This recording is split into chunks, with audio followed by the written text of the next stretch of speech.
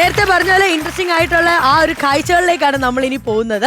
Latheef sir world record on എന്ന് പറയുന്നത് ഏറ്റവും കൂടുതൽ കല്യാണ കത്തുകൾ, അതായത് ഇൻവിറ്റേഷൻ കാർഡുകൾ കളക്ട് ചെയ്തേക്കുന്നു എന്നുള്ളതാണ്. പക്ഷെ ഇതിന്റെ പ്രത്യേകത ഇപ്പോഴാണ് ഞാൻ മനസ്സിലാക്കുന്നത്. എല്ലാ കാർഡും ഡിഫറെന്റ് ആയിട്ടുള്ള ഒരു എന്താ പറയുക കോൺസെപ്റ്റ് എന്ന് പറയത്തില്ലേ, സാധാരണ കാണുന്ന പോലെ ഒരു ഇൻവിറ്റേഷൻ ലെറ്റർ അല്ല ഈ ടേബിളിലുള്ളത്. ഓരോന്നും കാണിച്ചു തരാം. സാർ നമുക്ക് ഇതിൽ തുടങ്ങാം. ഇതാണ് ഏറ്റവും പഴയതെന്ന് തോന്നുന്നു. 1945 കല്യാണ കത്ത്. ഒരു യൂഷ്വൽ വൺ അല്ലെ? പക്ഷെ എന്നെ ഇൻട്രസ്റ്റിംഗ് ആക്കിയത് ഞാൻ നോക്കിയപ്പോ സാർ ഒരു ATM കാർഡ് എടുത്ത് വെച്ചേക്കുവാ. ഇത് കല്യാണ കത്താന്ന് പറഞ്ഞാൽ വിശ്വസിക്കുവോ? ഒറിജിനൽ കാർഡാണോ ATM ഡിസൈനിൽ കല്യാണ കത്ത് ചെയ്തേക്കുന്നതാണോ? കല്യാണ കത്ത് ചെയ്തിരിക്കുന്നത് സേവ് ദ ഡേറ്റ് എന്നൊക്കെ പറഞ്ഞിട്ട് വെന്യൂ എഴുതിയിട്ടുണ്ട്. അതുപോലെ തന്നെ അവരുടെ പേര് ഞാൻ കണ്ടിട്ടുണ്ട്. ഭയങ്കര ഒരു കോൺസെപ്റ്റ് അല്ലേ ഇത്? നോക്കി ഞാൻ വിചാരിച്ചു ഇത് റേഷൻ കാർഡ് എന്നല്ലേ പറയാ, റേഷൻ കാർഡൊക്കെ. ഇതും ഒരു കല്യാണ കത്താണ് ഗൈസ്. അടിപൊളി.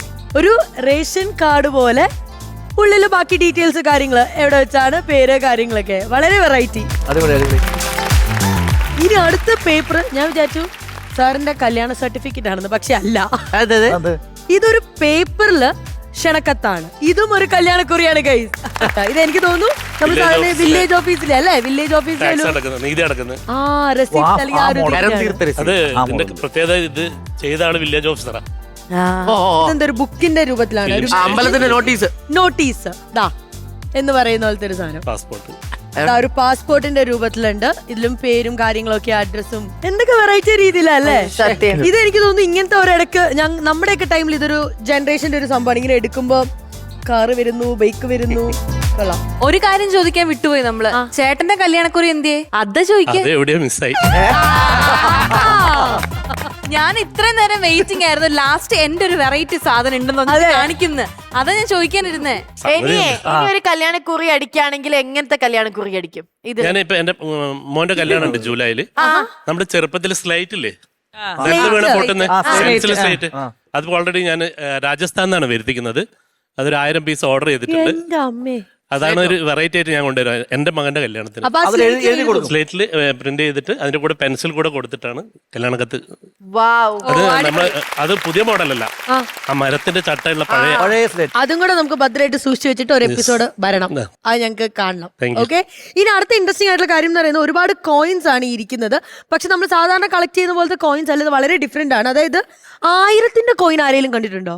1000ന്റെ കോയിൻ നമ്മുടെ റിസർവ് ബാങ്ക് ഇറക്കുന്നതാണ്. ഇത് ലിമിറ്റഡ് എഡിഷനാ. ഈ 1000ന് ഒരു പ്രത്യേകത കൂടിയുണ്ട്. ഇത് നമ്മുടെ തഞ്ചാവൂർ ക്ഷേത്രം 1000 വർഷമായി. ഓക്കെ, ഇതിന്റെ ഉള്ളിൽ അങ്ങനെ ഉണ്ടല്ലേ. അതിന്റെ പിക്ചർ വെച്ചിട്ടാണ് അവർ ചെയ്തിരിക്കുന്നത്. ഇങ്ങനെ 1 രൂപ മുതൽ 1000 രൂപ വരെയുള്ള കോയിന് നമ്മുടെ റിസർവ് ബാങ്ക് ഇറക്കിയിട്ടുണ്ട്. ഇതാണ്ടല്ലോ ജൈന്റെ ദൈവങ്ങൾ. 800 ആണ്. 800 അദ്ദേഹം ജനിച്ചതും മരിച്ചതും 800 ഇയർ ആയി. അതുകൊണ്ടാണ് 800 900 ആയിട്ടാണ് അവര് ജെയിൻ കമ്മ്യൂണിറ്റി. ഇത് എത്ര 100 അല്ലേ? 100ന്റെ കോയിൻ. ഈ മൻ കി ബാത്ത് 100 എപ്പിസോഡ് ആയതിന് ഇന്ത്യ ഗവൺമെന്റ് ഇറക്കിയ കോയിനാണിത്. നമുക്ക് 2 100 ഉണ്ടല്ലോ. ഇതെന്താ സെയിം ആണോ? 150 years of telecommunication കോയിൻ ഇതാണ്. ലേറ്റസ്റ്റ് നാളെ വരാൻ പോകുന്നത് നമ്മൾ വന്ദേ ഭാരത് ഉണ്ടല്ലോ, അതിന്റെ പിക്ചർ വെച്ചിട്ട് ആദ്യമായിട്ട് ഇന്ത്യ ഗവൺമെന്റ് കളർ കോയിൻ ഇറക്കുന്നുണ്ട്. ഓൾറെഡി ബുക്ക് ചെയ്തിട്ടുണ്ട്. 2 ദിവസം കഴിഞ്ഞാൽ അത്. ഈ കളർ കോയിൻ എന്ന് പറയുമ്പോൾ ഇതിപ്പോ സിൽവർ കളറാണ്. അതിന്റെ ബാക്കിലെ പിക്ചർ കളറിലായിട്ട് വരുന്നുണ്ട്. ആദ്യമായിട്ടാണ് ഇന്ത്യ ഇറക്കാൻ പോകുന്നത്. അപ്പം അതും ഈ പറയുന്ന പോലെ അവര് പറയുന്ന ഒരു ഫിക്സഡ് റേറ്റ് ഉണ്ട്. അതായത് ഇതിപ്പോ 102 ആണെങ്കിൽ ചിലപ്പോൾ 102 അല്ലായിരിക്കും നമ്മള് മേടിക്കുന്നത്. എത്ര രൂപയ്ക്കായിരിക്കും ഇത് വാങ്ങുന്നത്? ഓൾറെഡി ഇന്നലെ ബുക്ക് ചെയ്തത് 8500 രൂപ, 100 രൂപയുടെ കോയിൻ. അത് ഇൻട്രസ്റ്റ് ഉള്ള ആൾക്കാർ ഇതേപോലെ തിരക്കി പിടിച്ചല്ലേ.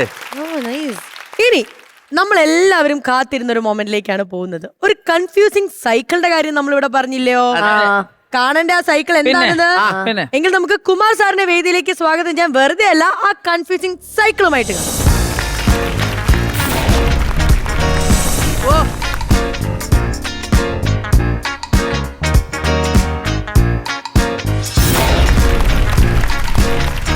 ഇങ്ങനെയൊക്കെ.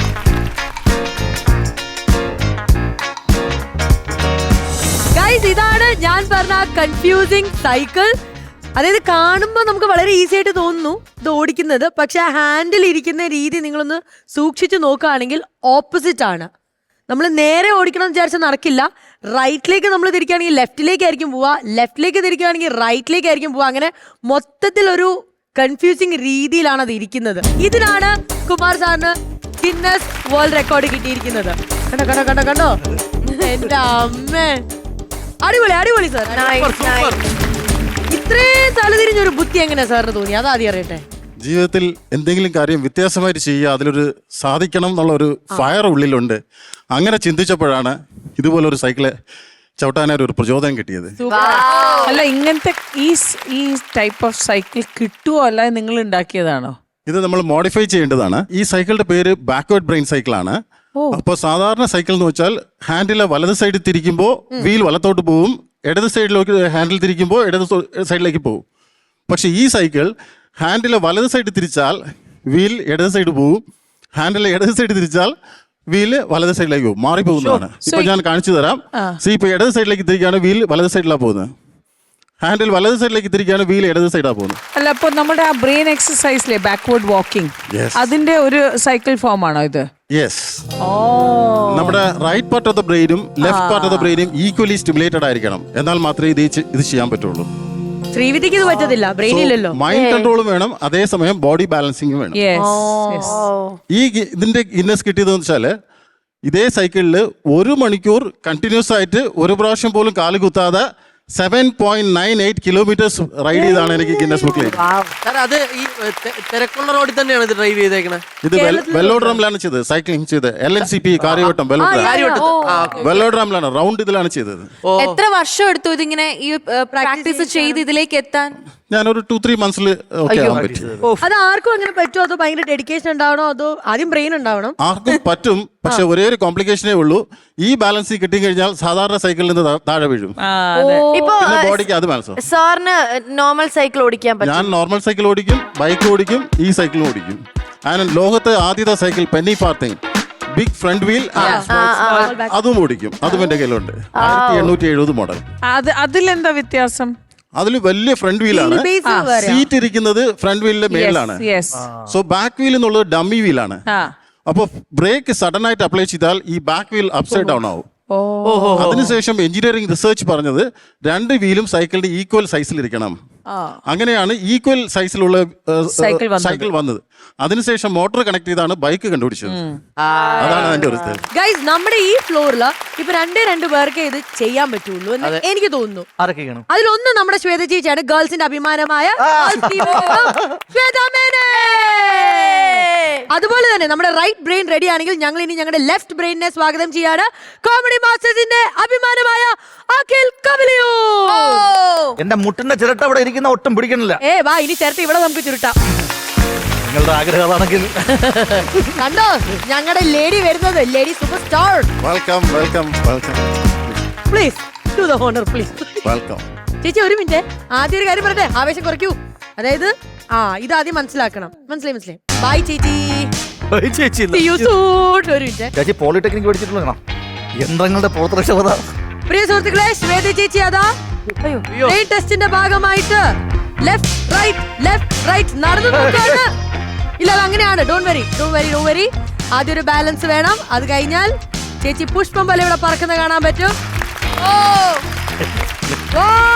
ശ്വേത ചേച്ചി, come on.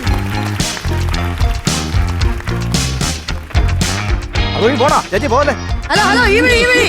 ചേച്ചി വൈറ്റിലല്ല, ചേച്ചിക്ക് ആക്ച്വലി ഈ വഴി വരണം എന്നാണ് ആഗ്രഹം. സൈക്കിൾ സമ്മതിക്കുന്നില്ല. ചില ചേച്ചിമാരെ ആക്റ്റീവ് കൊണ്ട് റോട്ടി ഇറക്കുന്നത്. അതെയല്ലേ. നമുക്ക് ആദ്യത്തെ ഫസ്റ്റ് ഹാഫ് റിവ്യൂ ഒന്ന് കേൾക്കാം. പറഞ്ഞോ ചേച്ചി. നല്ല കോൺസെൻട്രേഷൻ വേണം. നമ്മൾ വിചാരിക്കുന്ന പോലെ ഒരു സ്മൂത്ത് ആയ റൈഡ് അല്ല. Because I think brain concentration, right left എപ്പോഴും ആ ഒരു കാൽക്കുലേഷൻ വേണം. സോ കിളിയുണ്ടല്ലോ അല്ലേ? കിളിയുണ്ട്. ഇനി അടുത്തത് നമ്മുടെ അഖിൽ കവലിയൂർ. നമ്മുടെ ലാലേട്ടൻ മറ്റേ സർക്കസ് പടത്തിലുണ്ടല്ലോ. ഇപ്പൊ കാണാം. ഇതെന്താ കാണിക്കണ? ഹലോ, ബ്രെയിനിലല്ല കാര്യം, ഇതിലാണ് കാര്യം, ശ്രദ്ധയിലാണ് കാര്യം എന്ന് പറഞ്ഞുകൊണ്ട് അതാ അഖിൽ കവലിയൂർ ചവിട്ടുകയാണ്. നേരെയുള്ളത് സക്സസ് ആകുമോ ഇല്ലയോ എന്നുള്ളത് കണ്ടറിയാം. ഏകദേശം അതാ ഒരു റൗണ്ടെങ്കിലും ആ വീല് കറങ്ങുമോ ഇല്ലയോ?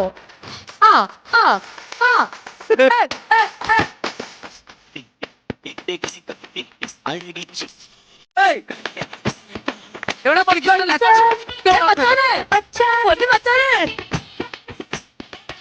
പഠിക്കാം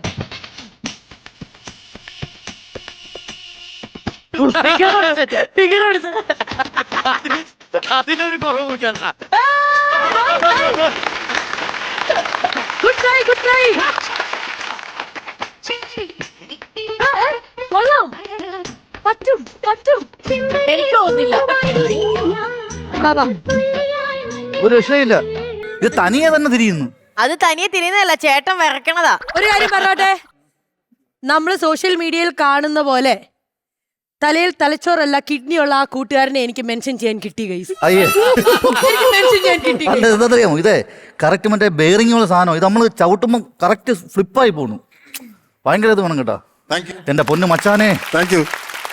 എങ്ങനെയുണ്ടായിരുന്നു എക്സ്പീരിയൻസ്? ഉഗ്രം കേട്ടോ, പറ്റൂല. ഞാൻ ഭേദല്ലേ sir? Really, 100%. You did Good good job. Good job.